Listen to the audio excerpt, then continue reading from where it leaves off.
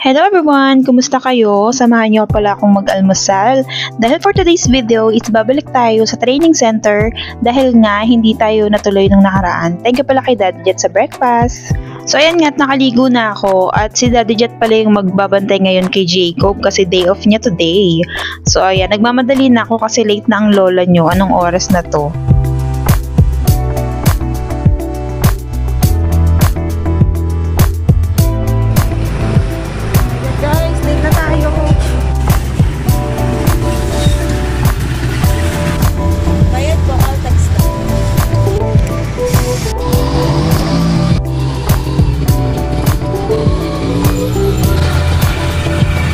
And finally guys, nakarating na nga tayo dito sa may DMJ Training Center and sakto lang yung dating ko.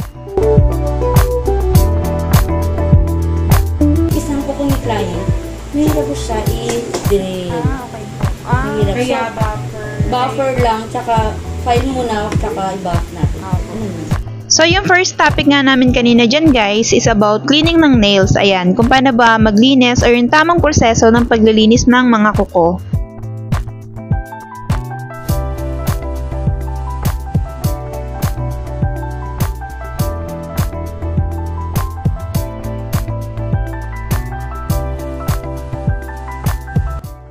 So this time naman guys, is tuturuan naman kami kung paano ba yung proper na paggamit ng nail drill.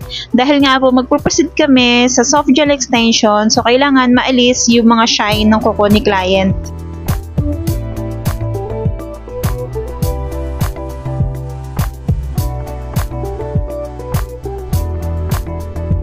After nga po ng nail drill, ayan, in-applyan ko siya ng alcohol dahil magpo-proceed naman po tayo sa next step, mag-a-apply tayo ng dehydrator.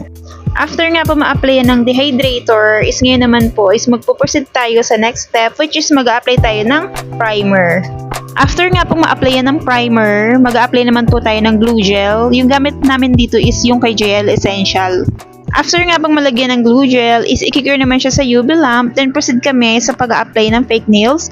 Yung gamit namin ditong brand is yung kay Costco.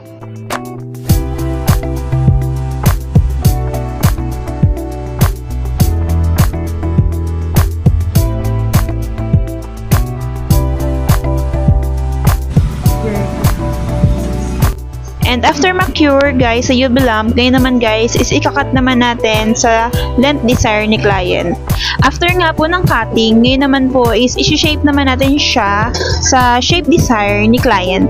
And after nga po ng shaping and cutting, ngayon naman po is in-nail file naman po yung mga edges ng nails ni client. And ganito na po yung itsura niya.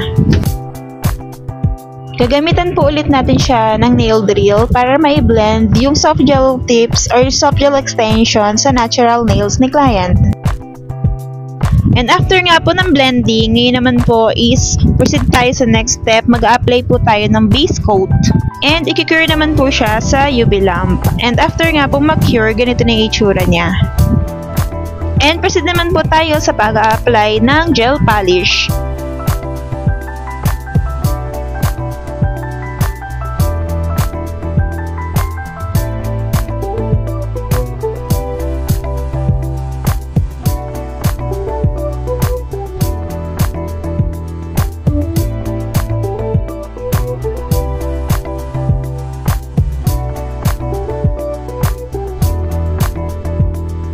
And after po mag-apply ng gel polish, bali mag-apply naman po tayo dito ng top coat. And then yung final guys, at last step, is mag-apply po tayo ng cuticle oil. And here is the final result. Hi guys, ayan. Ano ko muna kami lunch. Hanap kami ng kakainan. Meron daw dito, dulo. Ano pangalan mo? Jess. Si Jess? Ayan, kasama ko si Jess. Hanap kami ng kakainan namin. Sabi ni Madam, meron daw sa dulo eh. Yan. Ako may baon ako eh. Ay, naku guys. Ito na yung bagong journey natin guys. Hindi na tayo makeup tutorial. Ano na tayo? Papasok na tayo sa... Nail tech na tayo talaga. Hanap na kami kakainan. See you later. Bye-bye. Bye! Ayan, thank you pala kay Daddy Jet sa baon ko for my lunch.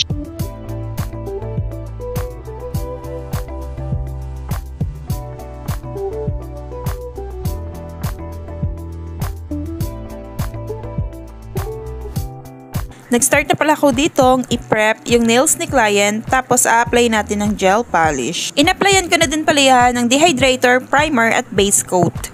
After nga mag-apply ng gel polish at ma-cure sa UV lamp, ngayon naman is maglalagay kami dyan guys ng mga rhinestone.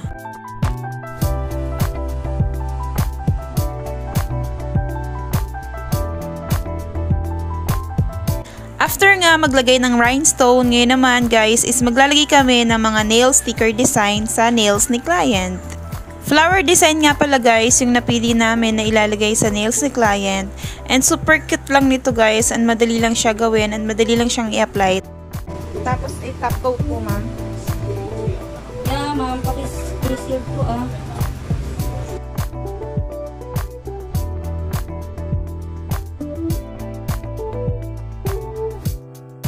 Ngayon naman guys, istuturuan kami ng aming trainer kung paano ba maglagay ng marble design sa kuko ni client. So ayan, nag-apply muna ako ng base coat.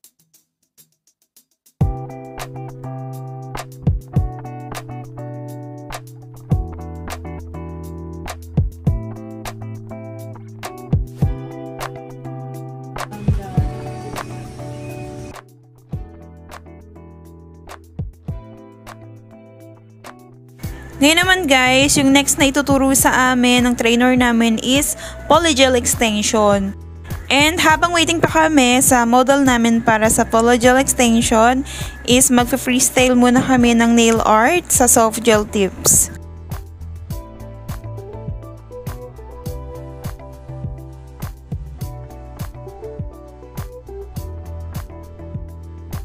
Di ko na nga pala napakita sa inyo yung ginawa ko guys dahil dumating na yung ating model for the polygel extension. Na-prep ko na pala yung nails ng ating model dyan guys. Nalagyan ko na ng dehydrator, primer at saka ng glue gel.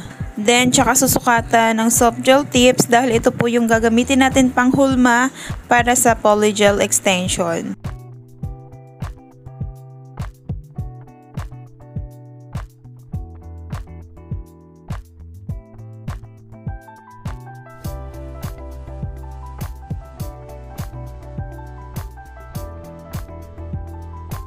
After ma-cure sa UV lamp at matanggal na yung mga soft gel tips, ngayon naman po, isi-shape naman natin gamit yung nail file.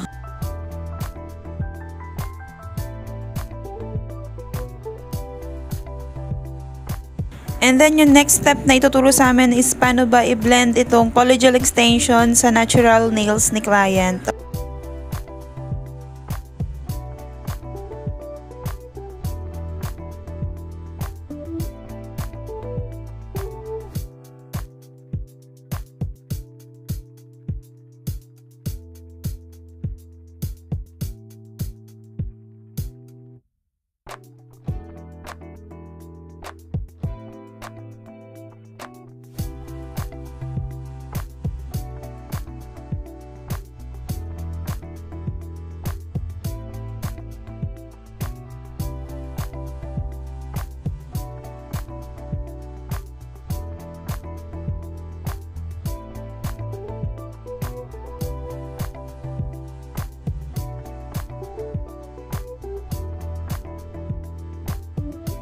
Tapos, papagpagan natin ng brush at spray alcohol para ma-sanitize yung kuko ng ating client or ng ating model. Tapos, ilinisan natin siya gamit itong alcohol pads. Kapag okay na, gagamitan naman natin siya or lalagyan natin siya nitong base coat, yung kay JL Essential.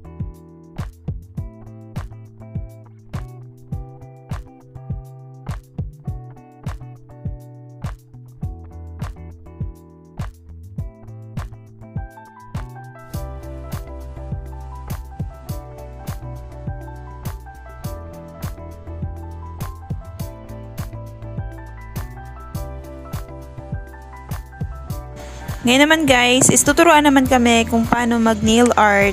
Ayan, magdodrawing lang kami dito ng strawberry design sa nails ni client and lalagyan namin siya ng sticker.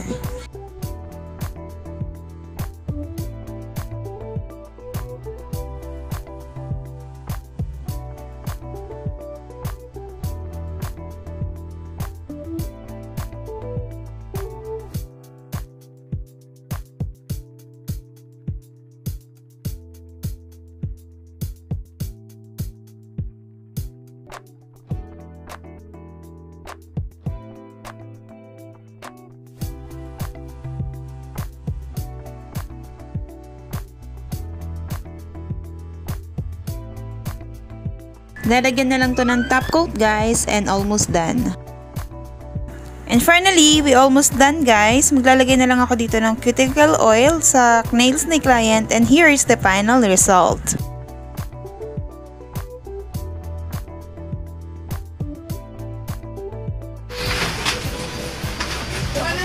Finally guys, tapos na. Oh my God.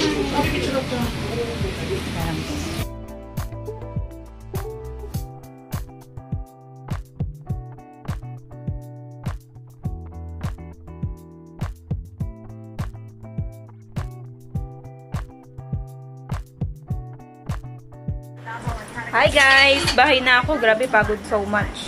So thank you for watching guys. See you again on my next video and see you again on my next journey. Yung journey natin as nail tech. Ayan. See you on my next video guys. Bye!